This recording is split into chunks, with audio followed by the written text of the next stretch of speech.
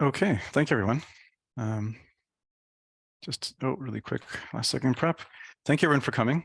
And good to see some familiar faces, including some people I've been chatting with on Twitter just as recently as yesterday. And so a few experts in the room. We encourage the experts to be involved also in the Q&A if you have perspectives to share. So thank you for coming. This is just a brief introduction to Commonwealth. I hope I won't talk more than half an hour. And then we'll just Q&A and stay as long as people want to. You notice behind me the little moss wall for UBI. The origin of this work was 4 years running UBI Works. Most of you know UBI Works. That's probably why you're here. We're continuing to do that work, promoting a guaranteed basic income with not much of an emphasis on the U in UBI, but more focused on purely anti-poverty relief. But in the context of doing that work, I learned a lot about some of the historic bases of basic income and some of the wider trends driving poverty, and realized that there needs to be a conversation in the country about some of the deeper reforms that might lead to what we call Commonwealth, which would generate dividends, income for people as a byproduct of that, which could work in concert with the guaranteed basic income. So, but we'll get into it. We're here today to solve two problems that are preventing us from having a society where progress benefits everyone.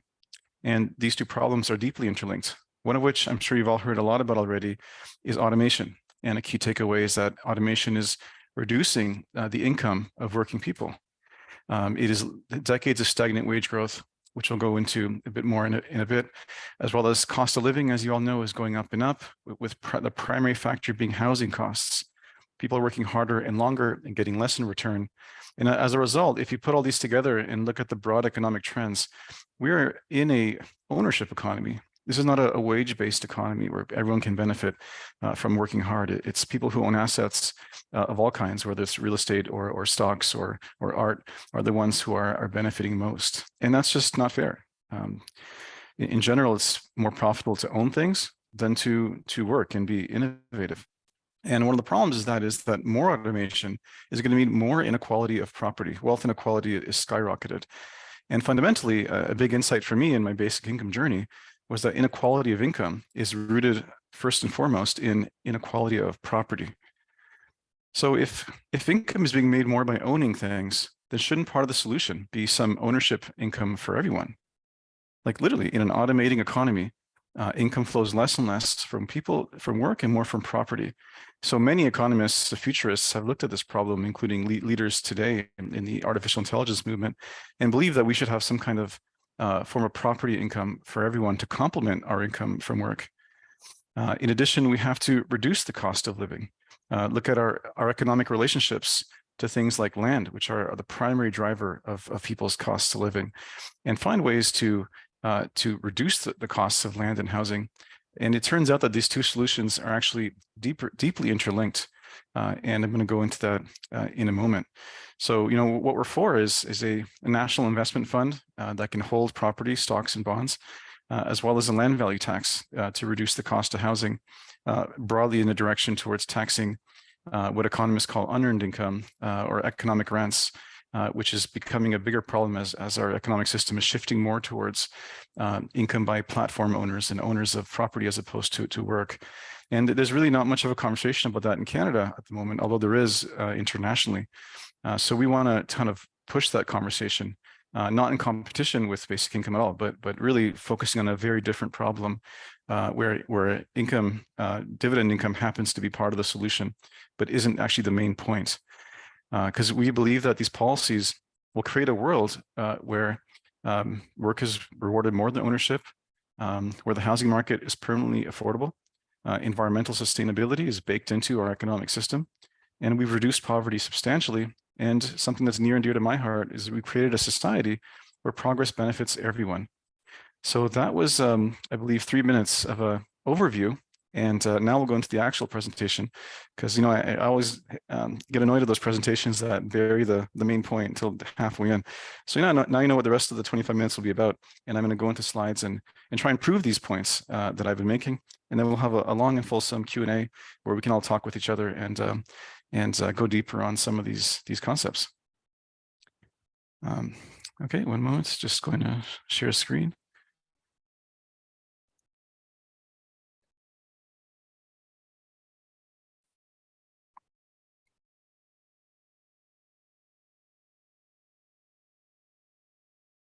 Okay, great. So,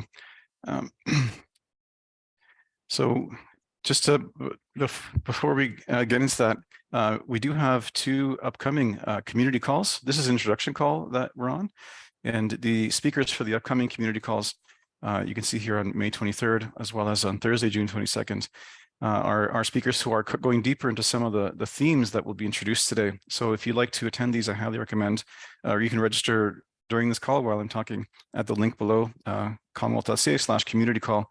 I'm really excited about these speakers, and we'll go deeper in our learning journey with them.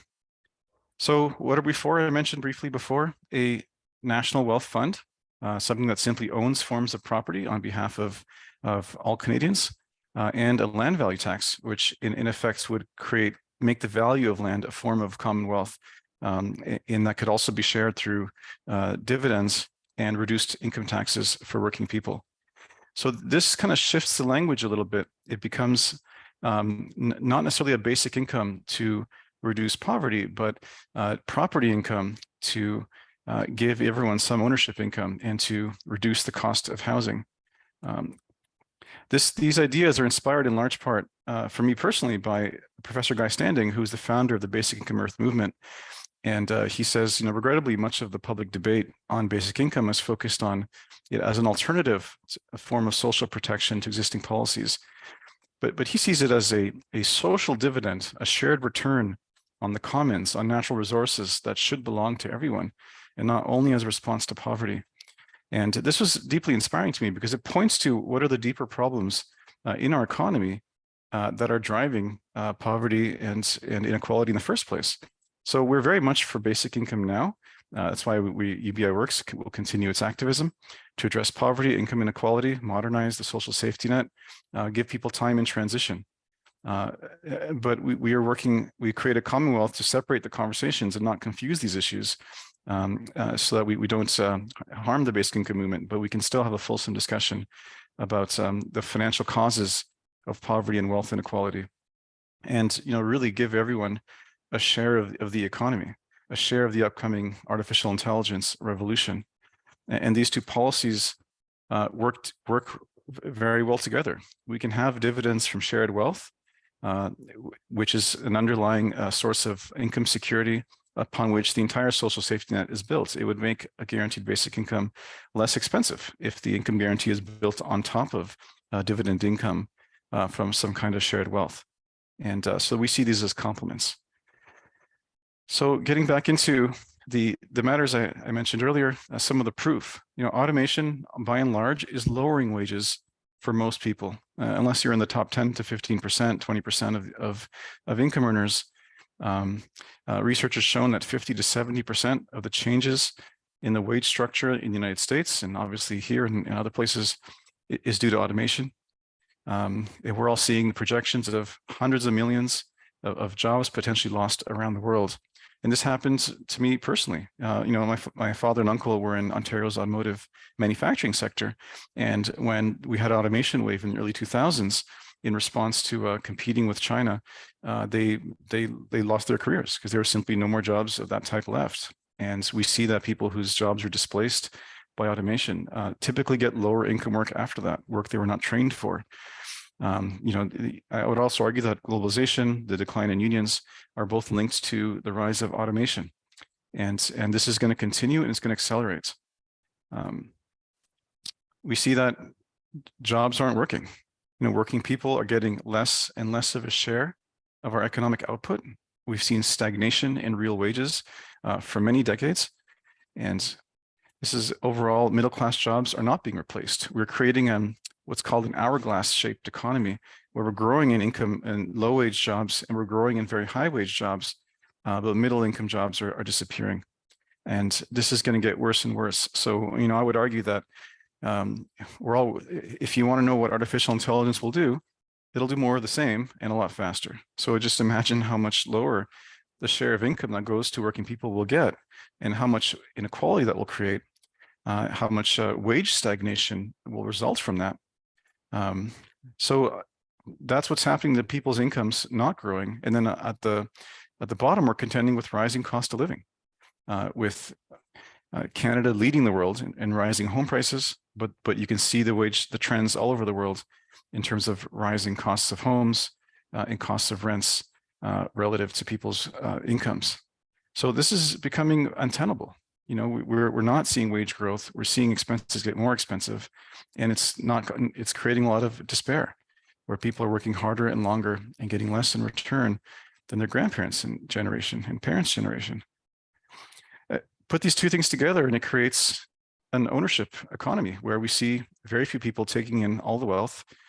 Here in the US, the top 10% own pretty much everything, and the bottom 80% own almost nothing. With, of course, the 1%, 2% of the people own most of the nation's wealth. And in Canada, we see the bottom 40% owning basically nothing, and the bottom 80% have only 33% of the wealth. And what does that look like closer to home? Well, we have situations where assets, in this case homes, are making more money than jobs. And this is the situation we saw during COVID. It's just a fast motion replay of how the housing market has worked for decades. It's why a lot of people want to buy homes as investments, because they keep going up in income, in appreciation. And so all in all, you imagine this on all other asset types, and we're seeing ourselves living in an asset-based economy, not a wage economy. And those two trends interlink in a way to accelerate this problem. Because people in the top end of the income earnings sector, income earners just buy more stuff because they can, including more property, and that makes inequality worse and makes life more expensive for everyone. So looking at these problems, we think, well, if income is increasingly being made without workers, and all the money is going to assets, well, what about some ownership income for everyone? Perhaps we can have something we can conceive of as common wealth. It gives everyone an equity stake in the wealth created by nature and society as a whole. And this is a view shared also by Sam Altman, who's the president of OpenAI, which is leading the world right now in artificial intelligence innovation, that the best way to reform a system is to make everyone an equity earner.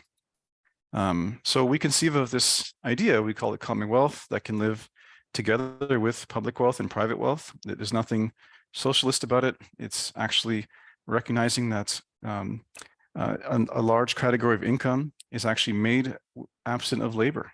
It's made due to control of scarce resources, scarce assets. Economists call that form of income economic rents, and capturing rents for the benefit of all is a form of common wealth. And we see that as a reform that's really neither socialist nor capitalist. In fact, it rewards innovation and prevents the kind of hoarding that leads to rising cost of living.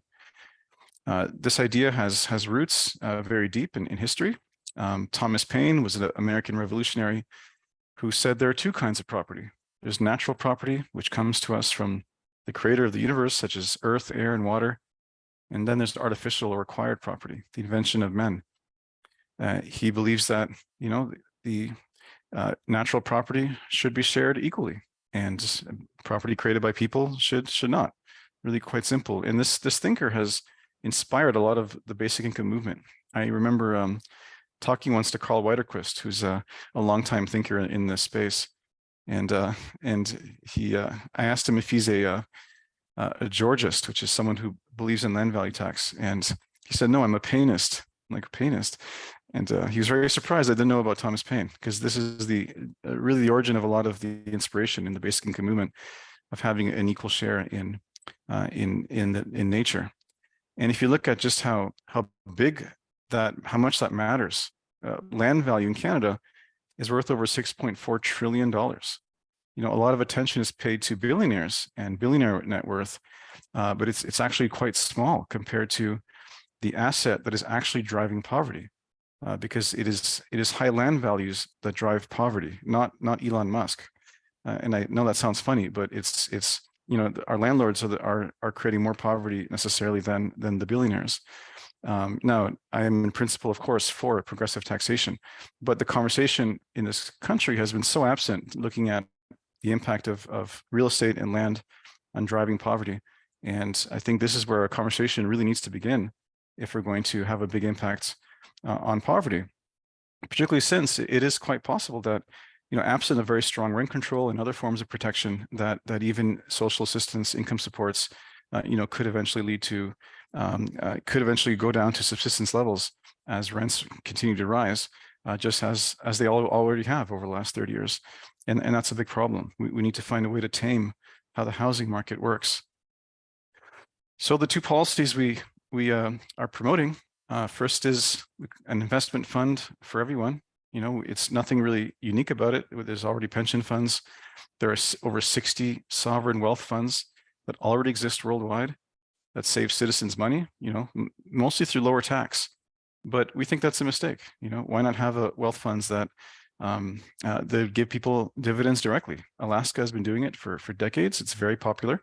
They have a permanent fund that owns all kinds of property. And we see in countries like Singapore and Norway, they have sovereign wealth funds that are worth as much as the world's top 10 richest people. What an extraordinary accomplishment, if you think about it. That these countries that are like, economies are 8 times smaller than Canada's, could have amassed common wealth in the same quantity as the world's top 10 richest people. Now, these funds, Norway's initially came from oil royalties. Singapore's came from a variety of sources, trade budget surpluses from state-owned companies that were transferred to the fund from real estate and land, because Singapore is a huge real estate owner, and things like 80% of Singaporeans live in government constructed property that are leased from the government. So these are ways that you could build commonwealth that benefit people, and that could actually pay people dividends instead of just being used to cover for budgets, state budgets. So how could we actually do that? Well, around the world, we've seen these funds created through use fees on public property. If that is public, then why shouldn't everyone benefit from it? Public-private partnership equity. There's been a big movement about how we socialize the risks but privatize the rewards. So early stage research funded by universities. A lot of that equity could go into such a fund. Inheritance or estate taxes. If when the super wealthy pass away, why not have 50% potentially of their estates go to a Commonwealth fund that everyone gets, so the next generations can benefit? Budget surpluses, if we ever have them in this country. Typically, we hear about eco taxes on non-renewable resources. This is where you hear a lot of research been done, like oil. I would argue that the minerals, no one put the minerals in the ground. There's a component of that profit that should belong to everyone.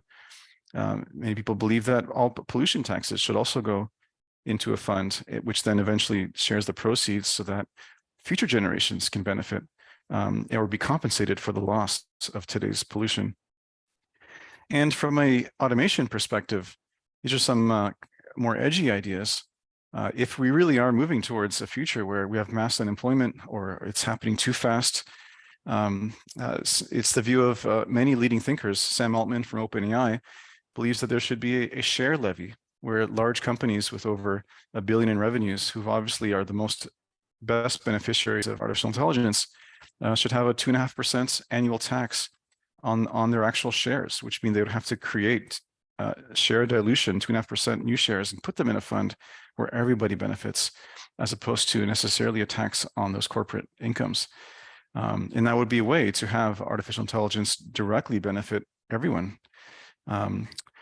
James Mead, who is a Nobel Prize winning economist, who was also very inspiring to me, he frankly forecast all of these things. He forecast that wages would be dropping in the context of rapid automation. And one of his ideas is we should create some sort of funds like this that everyone can own to create shared property. And one of his ideas was, he said it in different words, but effectively is print money and buy assets, which if you think about it is not that crazy, because if you buy assets, they appreciate in value versus the debt, which you created yourself, stays the same. and gets diluted over time versus the growth in the assets. So these are like just sort of emergency solutions that I want everyone to know about when the time comes that that automation gets this out of hand. And of course, something that frankly I wish we had right now is levies on monopolies, oligopolies, anti-competitive behavior. I think maybe all of us should have some share of Rogers and Bell because our cell phone bills are so high, and that's clearly a result of oligopoly behavior and not earned income.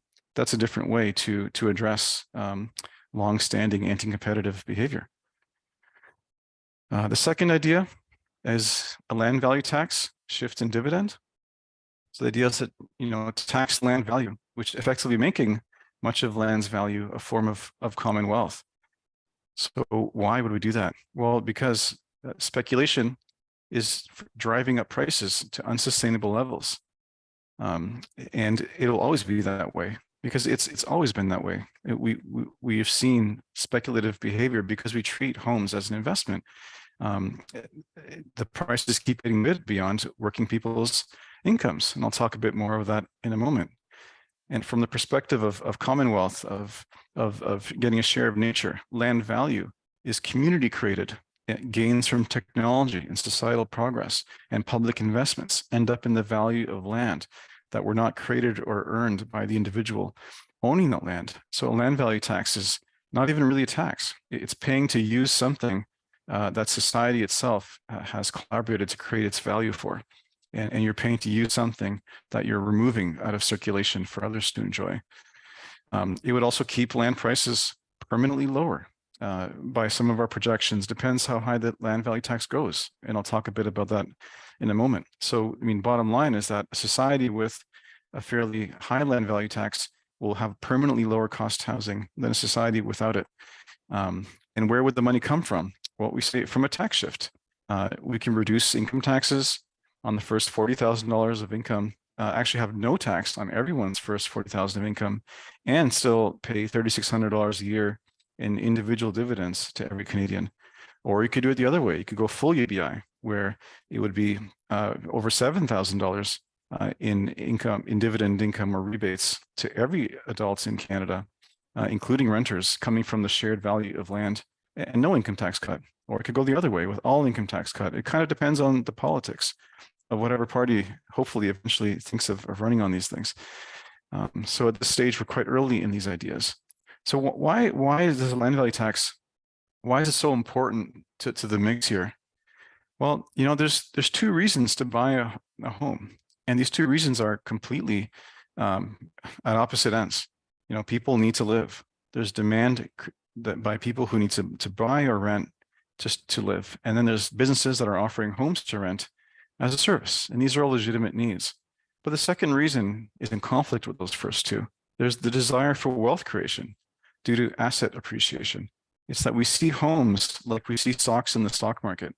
And this expectation of growth is continuing and fueling more price increases, as we've seen during COVID. So in any economic system, and this is borrowed from Martin's talk from a few weeks ago, you know, you can fulfill both desires of growing this asset to benefit investors, as well as reducing the price of homes. You just can't. So we're living with this fundamental cognitive dissonance, which you can see in the polling. Homeowners want prices to go up, and everyone else wants the prices to go down. That's roughly 61% polled here want prices to stay the same or go up. And this is why our political system is almost conspired to continue any policy that will raise prices higher and higher, which is really screwing the next generation. You know, we feel that there's not enough of a conversation in the country about the impact of speculative demand. There's a lot of talk about supply, but demand due to not just speculators, because really there's no speculation. We all know that land prices always go up. It's everyone's expectation that prices will continue to rise that is having us overbid on prices and having us overuse cheap and plentiful credit that's created for us to do that. So during COVID, we saw small towns that typically had very little impact on prices grow by over 5 times in home price. The populations there didn't grow by 5 times. So clearly it's not a supply issue, it's something else. It's this expectation, it's homes as an investment as opposed to a place to live. But meanwhile, we are convinced that supply is where we have to invest. Of course, we always need more supply. Of course, we have to do rezoning. But look at a case of Vancouver, where housing units have tripled since 1960, but the population has only doubled, and yet housing prices have quadrupled. Like, how do we explain that? And meanwhile, new construction has been outpacing new family formation for a while, and wage growth has been flat, which is really tragic. Flat wage growth for over 50 years, while prices have quadrupled. So the supply narrative, I think, really needs to be challenged because there's other things going on. And a land value tax would successfully reduce the speculative demand for homes because you'd be paying annually instead of paying higher income taxes, you'd be paying for the annual value of land so that there'd be less of a return as appreciation happens. It would basically completely eliminate the incentive to buy and hold real estate just for the purpose of price appreciation. So we've done some modeling at Commonwealth with the help of a lot of experts around the world. And based on if we shifted our tax system to have a 17% tax on the value of land with introduced over 20 years, we would see land within a very short order immediately reduce in value, like by almost 76%. And land would take 22 years to come back to its permanent price. But on a permanent basis, land would be 76% cheaper than it would have been in an economy that doesn't have this high of a land value tax. So this is a permanent reduction in the cost of land and the cost of housing that many argue would increase our productivity, because on the supply side, a land value tax encourages the highest and best use of land. It discourages vacant lots in cities. It encourages increasing densification. So as well as reducing the price of land, it also encourages more supply, which is kind of what you want. And on an individual basis, if you look at the impact of this rollout, it would reduce house prices. This is the average house in Canada by 30%. And it would basically be rolling back housing prices by 7 years, which is very controversial, right? A lot of people have a lot stuck in their equity. Of course, there'd have to be some sort of compensatory or some sort of countervailing forces to help with the transition. But many experts believe that the fall would happen fast, as you can see in the graph. This is 0 is the point where the tax is announced, even though it's announced to be rolled out over 20 years. But the market would respond quickly because land would be worth less and nobody would be willing to pay as much as they did before. So the modeling shows that the fall in land value would happen very quickly as the market reacts. And then you'd see a continued slow and steady growth just due to supply and demand for families and economic growth. But again, it would remain 76% lower permanently at that tax rate. So one of the first projects we did at Commonwealth is to create this report. It's on our website that tries to estimate the total natural resource rents. This is the total annual potential revenue collection from what economists consider economic rents or unearned income across all forms of nature in Canada, which land, of course, is the largest one. And these are forms of revenue that could be used to pay a dividend, citizens' dividend, and or to reduce income taxes for those with the least wealth, and comes up to about 287 billion annually. Now, this is not money that could be had overnight. This is assuming a long-term reform that changes how we value and who owns nature while maintaining private sector incentives and maintaining the economy mostly as it is. It's just shifting the notion that nature is something, the profits from nature should benefit everyone equally, as 100 years of classical economists had believed. So what could we do potentially with that amount of income? And of course, this is hypothetical because it's not that, again, it could be done next year, but that eventually with this type of revenue, there's different philosophical views on this.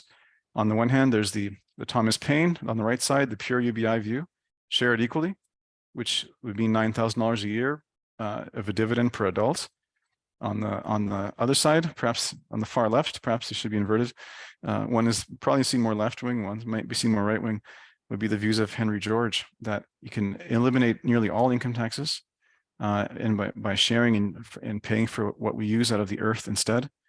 Or a middle ground that we've been promoting at Commonwealth Canada is a middle ground, is eliminate tax on the first $50,000 of income, which would benefit those with the least amount of wealth, and rebate back the rest as a $4,500 a year dividend. Now, this is only from the rents that emerge from nature. This does not also include if we created a sovereign wealth fund the way Singapore and Norway and Alaska have, that would add to this. But this is just, again, to open the conversation.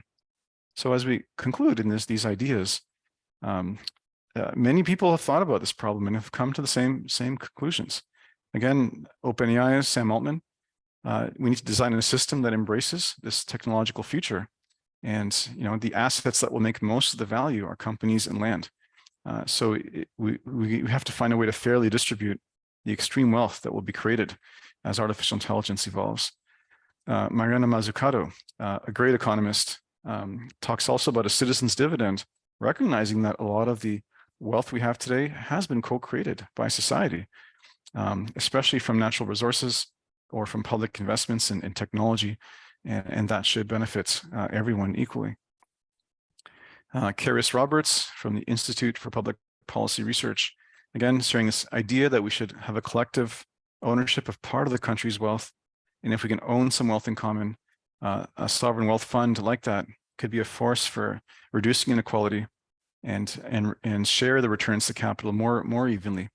And coming back to, again, my personal hero, Guy Standing, proposes a commons permanent fund, which would come mainly from levies on use of nature. He calls it commercial intrusions into the commons, and boosted by land value tax, eco taxes, taxes on large digital platforms, as a way to give everyone a share of some ownership income. So before I end and we go into Q&A, I will address a question that has come up so many times, is how would these ideas address Indigenous concerns? We are in the process of consulting and finding partners in Canada's Indigenous community to give their insights on land tax and some of these ideas of redistributing or of sharing in property. But there are two tribes in the U.S. that have come to the same conclusion, that paying of a land tax that then benefits from lands that have been taken, that benefits these tribes, could be seen as a form of reparation and a form of justice, because if the land was taken, people should pay for it so that no one benefits. Well, they're not asking for a full land value tax as we are proposing, but in the case of a full land value tax, no one would really benefit from owning land. They'd only benefit from what they do with it. And sharing in that value is seen by these two tribes as a form of potentially of reparation. So looking ahead, what do we want to do? Build a network to amplify some of these ideas, with writing and speaking and eventually campaigning, producing content to educate a new generation on concepts of economic rents, support research, which we've been doing a lot of already on our website on rents and related topics, start presenting around Canada.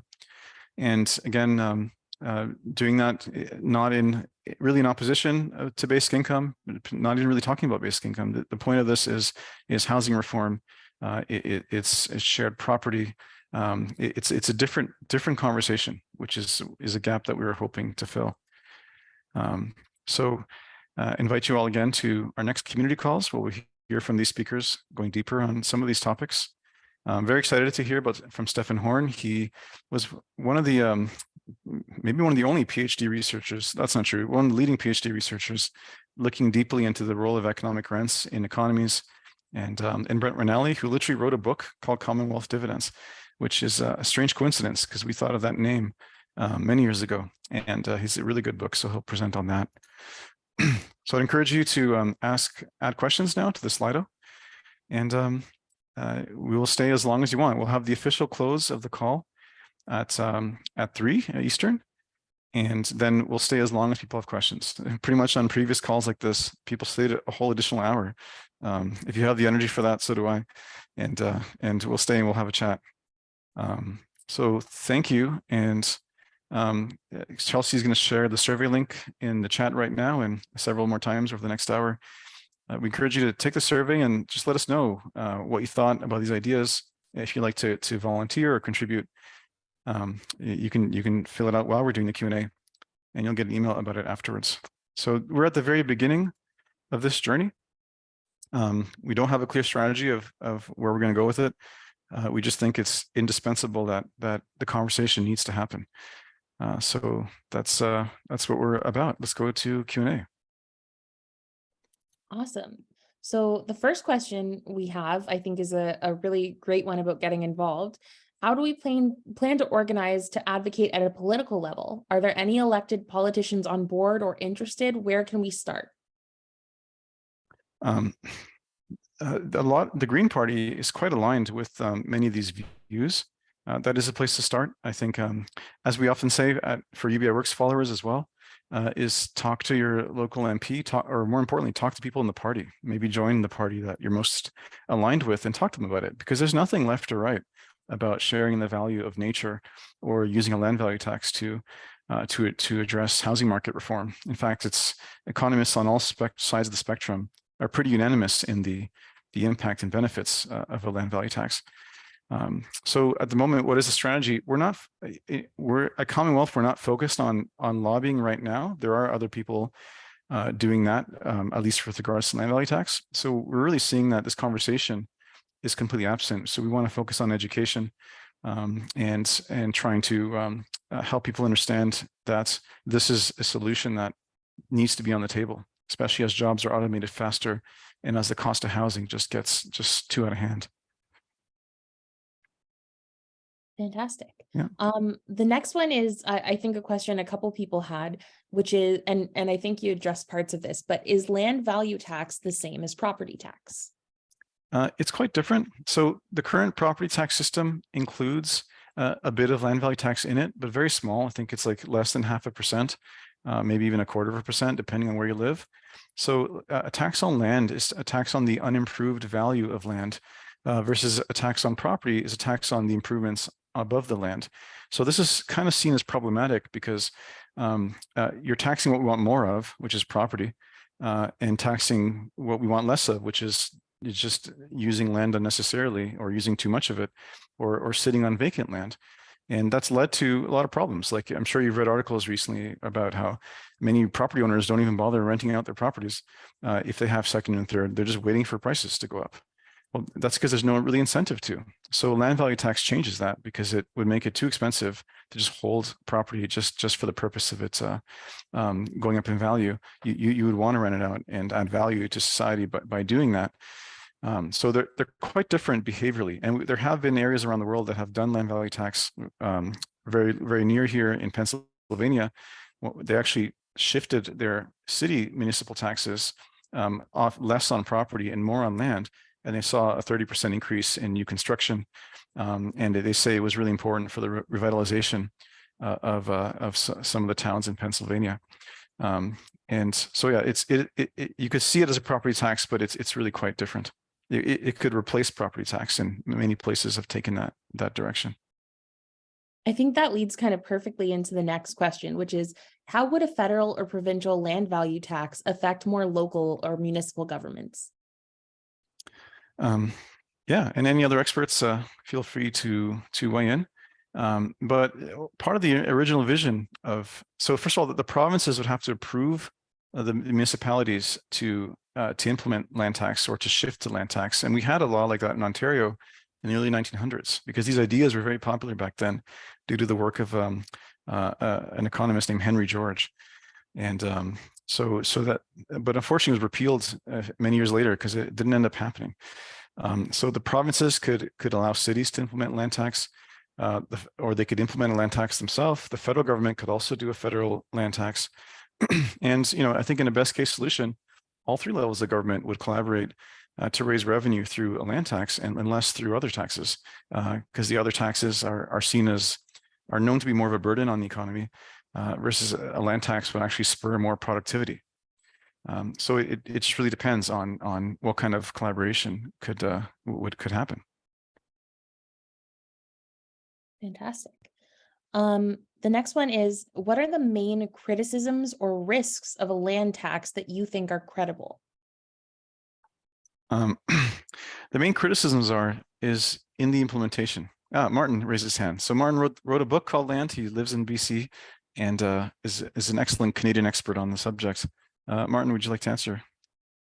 Sure. I actually wanted to answer the previous question, or not Oh, answer, but just add something to what you okay. said, which is the part of the issue that we have right now is a lot of our income taxes and go to the federal government, and then the federal government, at least in the US, I think in Canada too, it then trickles down to the province, and then from the province it trickles down to the city, to the municipalities, right? And that creates an allocation issue because it puts the power into the hands of the federal government and not into the local communities. So if you change the tax system so that local communities can raise a lot of the taxes from their land, it creates an inverted power structure, which is actually much healthier for local communities. Just wanted to add that to what you said, Floyd. Okay. Do you want to answer the next one?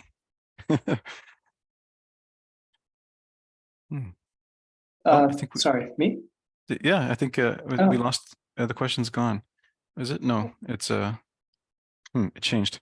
Okay, people are voting. That's good. Well, feel free to come in if you like. The next question is how would if we use our Commonwealth to cut taxes or as a dividend, how will we pay down our national debt? And should we use other taxes to do so?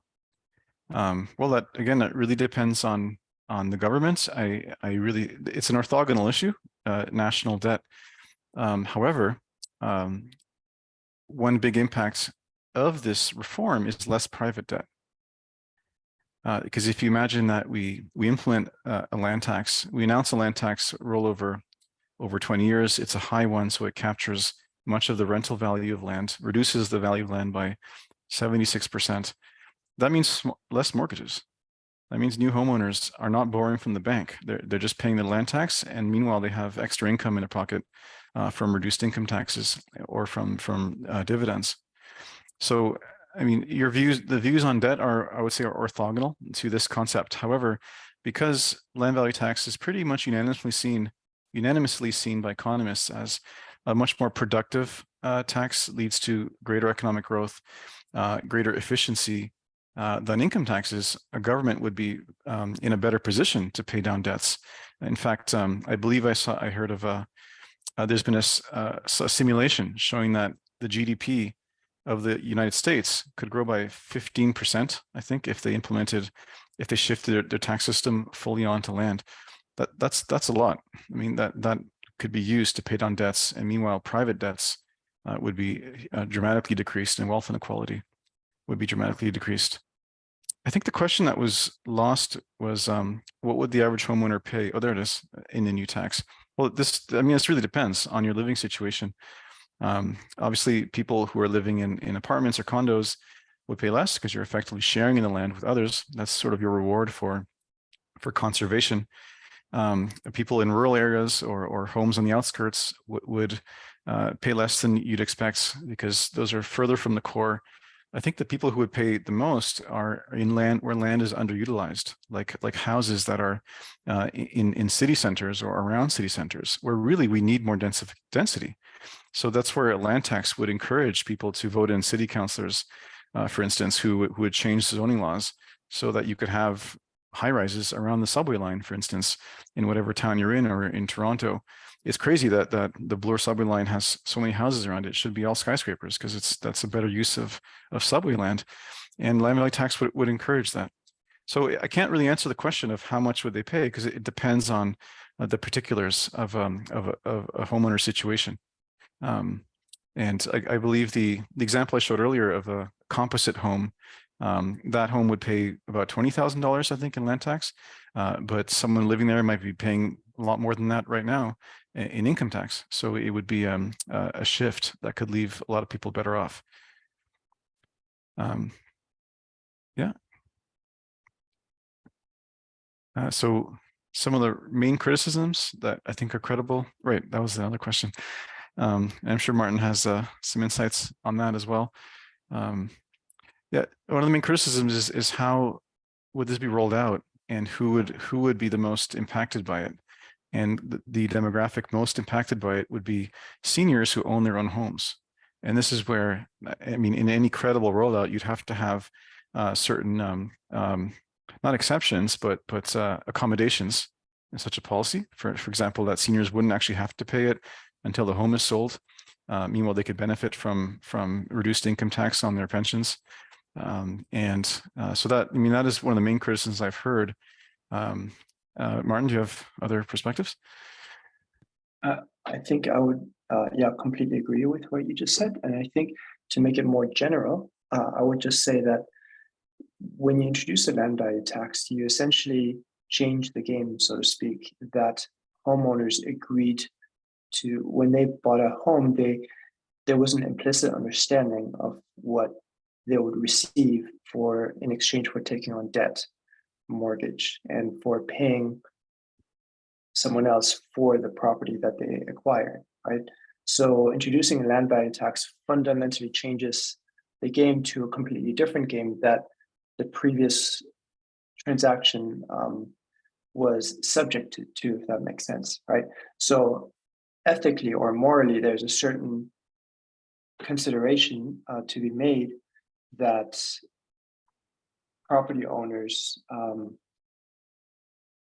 will have, what's the word?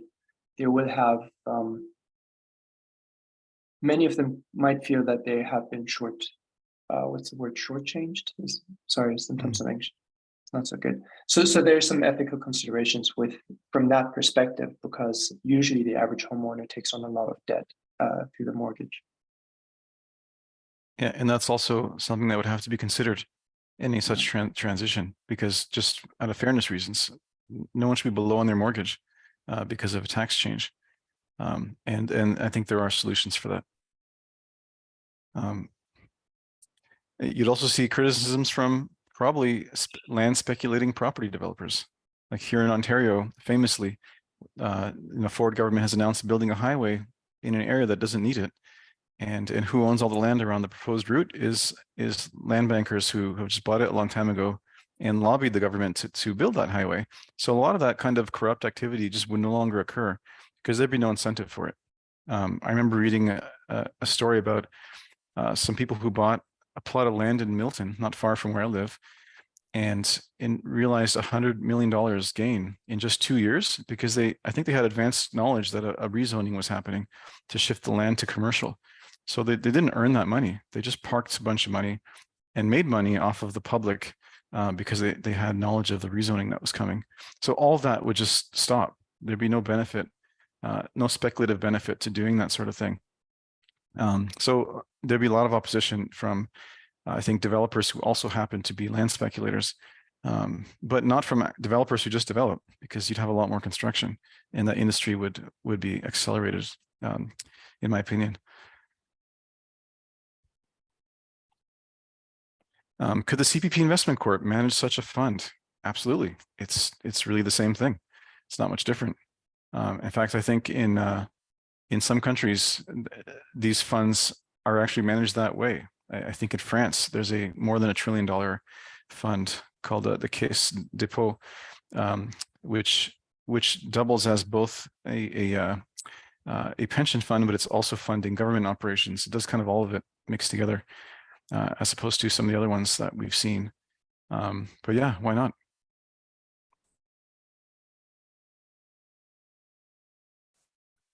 So yeah, next question is a similarly sized house in the suburbs and downtown taxed the same? Did I hear correctly? Only a 0.5% difference. No, and I think, Martin, would you like to answer that one? I think you have a more eloquent answer. The question being if a house in the suburbs is taxed the same as a house in the downtown in the amount. The rate would be the same, the tax rate would be the same, but the land value in downtown would be significantly higher than probably assuming the same lot size, right? Downtown, usually the cost per square meter is a lot higher than the cost per square meter in a suburb. Does that Yeah. answer the question? Yeah. Another question. I feel like this doesn't go far enough. Isn't a guaranteed livable income what is really needed to eliminate poverty and homelessness and hunger? I mean, absolutely, we need to. That's why we're saying guaranteed livable income first. But there's a risk that, as we've seen in the social assistance systems we already have, they have not been increased over several decades. The relative value of those payments have decreased relative to the cost of rent, cost of housing. And we have situations right now where people on disabilities, you've seen these stories of people choosing assisted suicide versus remaining on disability payments or becoming homeless because the amounts aren't enough. So absolutely, we need a livable income now. But if property prices keep doubling every 10 years, as we've seen recently, and the share of income keeps going to the deployers of artificial intelligence and not to working people, I mean, long term, we may find ourselves in the same boat. And they're really solving different problems. So I'm not saying that to in any way poo-poo on basic income. We spent 4 years of my life promoting basic income. But basic income is a redistribution on top of a broken system. So how do we fix the system itself and then build a basic income on that as well? Because we'll always need an additional income support, even on top of a Commonwealth dividend, which I don't think could exceed really more than 10,000 a person, depending on how far it goes. But what if land was permanently 76% cheaper than it is now? Like how much, we're talking about the same economy that probably our grandparents had, where cost of living was low, and someone working could afford a vacation and to raise 2 kids. So that is really what we're talking about, 2 different problems. And but I very much connect emotionally with the question because we've been doing both, working on both solutions for a while.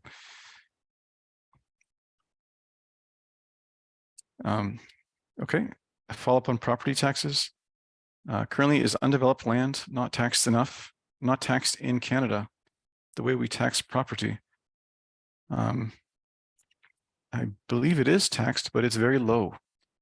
So again, it's so low that the gains in appreciation of land on undeveloped property, which is unearned, it's just so high that you're incentivizing people to hoard land and not do anything with it.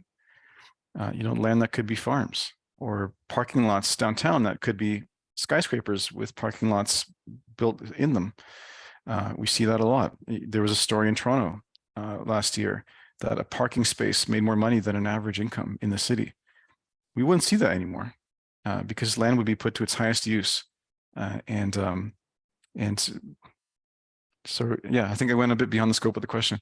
But yes, I believe undeveloped land is also taxed, but it's very low. And many property owners are actually penalized by doing something productive.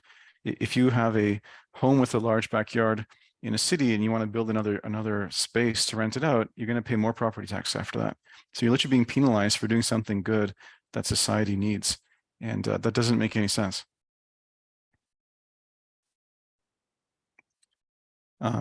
Great ideas. I think another piece of the puzzle is decommodification, which we have done more or less successfully in core healthcare services in Canada. Absolutely. I mean, what we're talking about here is decommodifying land. Land which is not created by anyone, and it's a view that has a historical basis in world religions. In 100 years of classical economists, including Adam Smith, believe that land should be privately owned, but its value should belong to society. And in doing that, we have a much better society and more conservation, more productivity than the current system. So again, it's not challenging private ownership. It's actually, you could say, it's legitimizing private ownership because you're paying for what you're using or taking from others. You're decommodifying the value. You're turning the value of land into a public good or a common good, more accurately, as opposed to private good, while allowing the outcome of human labor, which is the buildings and the businesses, to be more private than they are now.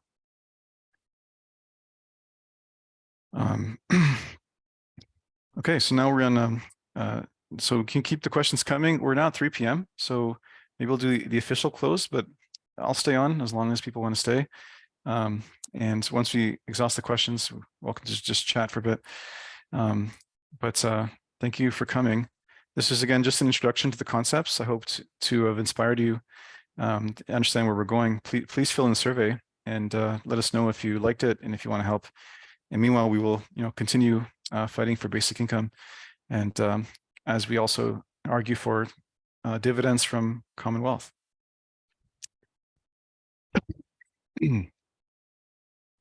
Okay, so we'll go to some questions. And I see 30 people are staying. Next question is, if we assume the need to rapidly dematerialize growth and slowly move towards a zero growth as global, what are the implications for these ideas if we basically pursue a degrowth agenda?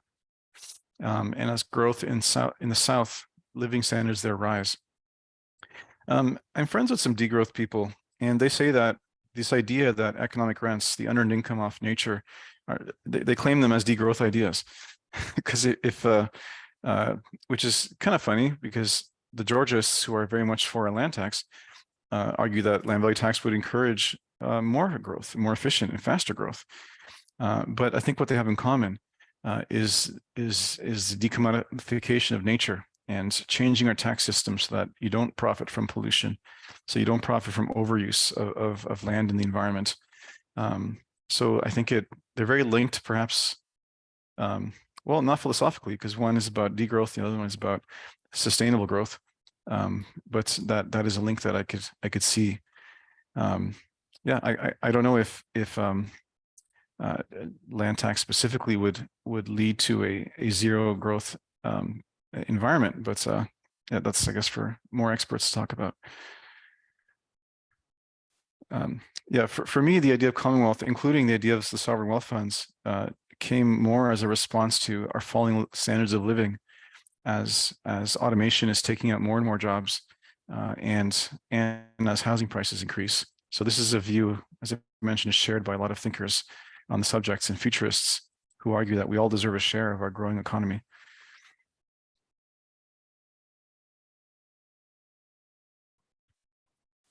And yeah, so Jim Melville, we can remove programs that meet essential human needs from complete dependence on market forces. We used to do this in social housing programs in Canada. Yeah, Jim, if you're still on, would you like to expand on that? Jim is I think he left. So I believe he's arguing here that if we had a land value tax, if we had a Commonwealth dividends, yeah, I think we would see that. I'm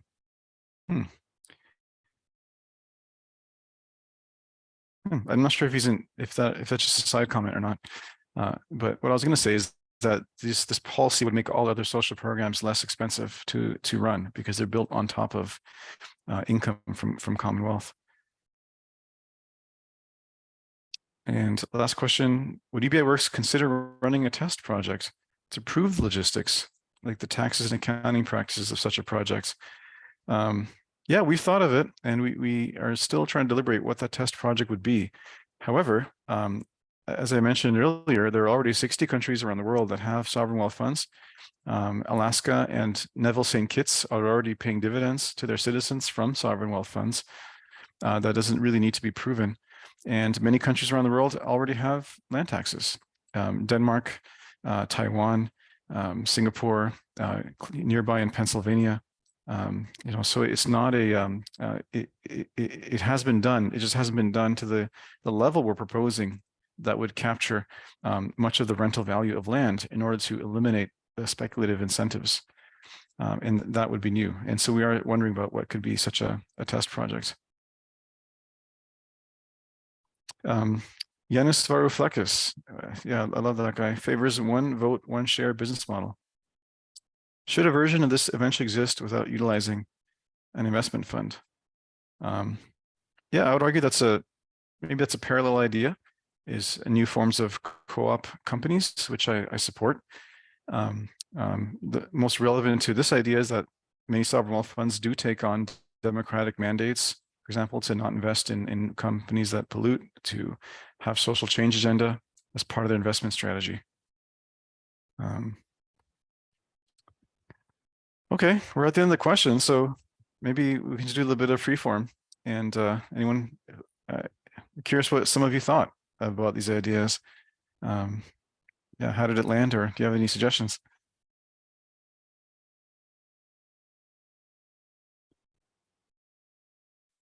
And does the philosophy of Commonwealth imply a stance on intellectual property? Yes. So at the current state of this work, we haven't really mentioned IP, but if you read Guy Standing's books, like The Plunder of the Commons, pretty much anyone who's proposed similar ideas, they talk about not just the value of nature, the unearned value from oil and electromagnetic spectrum and water and land. They also talk about intellectual property. Basically, anywhere where government has created a monopoly through licensing and intellectual property regimes, they're effectively taking Commonwealth and privatizing it, because ideas should be free. Why do we have copyrights last 90 years to protect Mickey Mouse?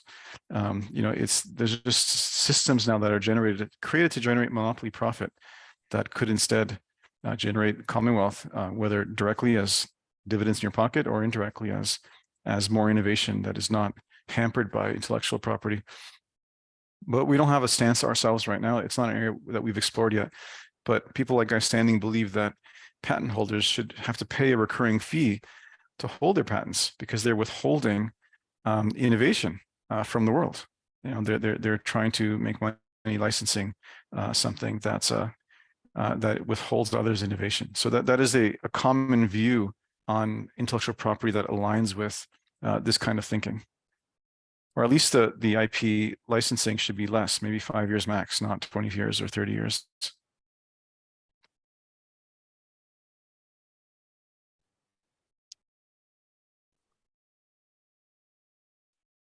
I have a question. All right. Go ahead. The term tragedy of the commons, how does that relate to the gentleman's book that you spoke about, the plunder of the commons? Is the first one an example of the second one, rather, an example of the first? Is that the tragedy that since it's common land, nobody owns it, therefore it's free for all? Yeah, so Professor Standing addresses that in his books. He corrects the fact that the tragedy of the commons has been misunderstood over the years.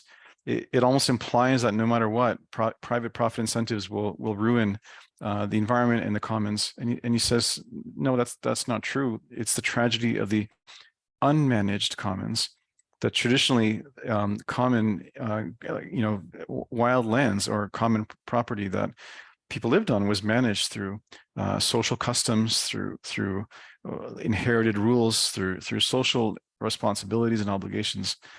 And that the problem is not that market forces will always destroy the environment, is that we're not managing the environment well enough. And we just need, better management and better collaboration on various types of commons to avoid the tragedy of the commons. So I hope that answers your question. It does very well. And yeah, and it's been the argument of people who promoted ideas like what we're suggesting, that this would effectively help the market protect the environment. Because for example, we have a carbon tax in Canada. So if we're paying, if we're not incentivizing overuse of the environment, we're paying for its true cost, and we're companies can only take a fair profit, not an excessive profit, off of environmental degradation, that we're actually encouraging more conservation. It allows land primarily and other forms of natural resources to be priced in the market, just like pollution should be priced into the market. So that's another facet of that.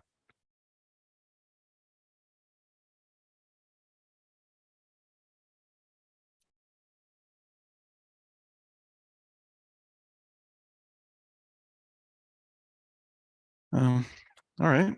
Yeah. So yeah, I guess. I wanted to add a point about a previous question about not like a criticism of land value tax, but I think a limitation that is worth considering, which is that land value tax, if is not paired with upzoning, if an area is already developed to its maximum ability, a land value tax would just slap a larger tax bill on everybody without being able to encourage more housing supply.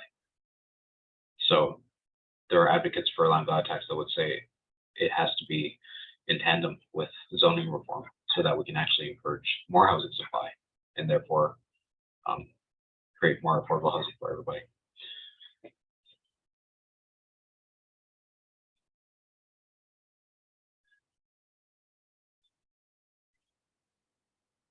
Jolie, nice to hear from you. Feel free to ask a question. Oh, hi. Hi, thanks for having me, Floyd, and everyone, Ken. First of all, I just want to say I really like the idea, but, having pondered this whole umbrella of reform and ideas for several years now, I just think that we have to consider short-term, medium-term, and long-term strategies in some of these initiatives. And, some things that I've been pondering with my own work has been the aging society, for example. And so when we project housing and housing needs, for example, do we really need that and for how long? So, how fast can something like this adapt to the changing needs in society? And, are we really looking at this as short-term solutions, which are definitely necessary, but how can we translate them into more medium and long-term objectives? So these are some things that I'm considering as I've been listening today. That's a great perspective. Thank you.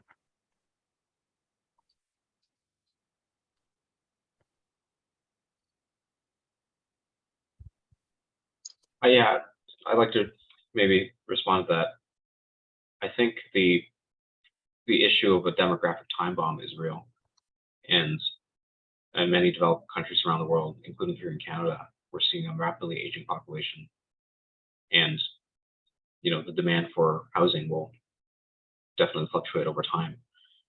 But the longer term trends here, as Floyd pointed out in his presentation earlier, is that assets, increasingly holding property and assets, gives higher returns than your jobs do, regardless of what the population is, whether it's growing or shrinking.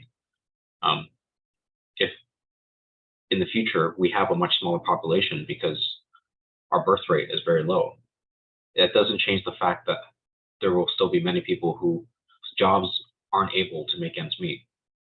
And those who own assets and those who, let's say, own shares in companies that are using AI to create vast amounts of wealth, there will still be that divide between those who are making money from labor and those who are making, who are getting income from their wealth.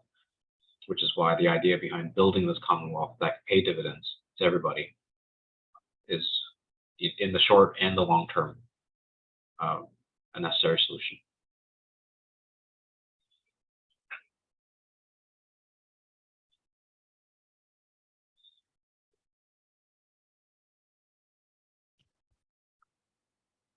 Well, all right, everyone. Maybe we'll call it a close. Thanks for staying an extra 13 minutes. Yeah, please, best way to keep up is follow the New Commonwealth Twitter, our social accounts, also me personally. I tweet a lot about these things. And join our mailing list if you haven't already for commonwealth.ca. And yeah, look forward to working with you and spreading these ideas. And please don't forget the survey. Yeah, thank you, Martin, for joining us for this as well.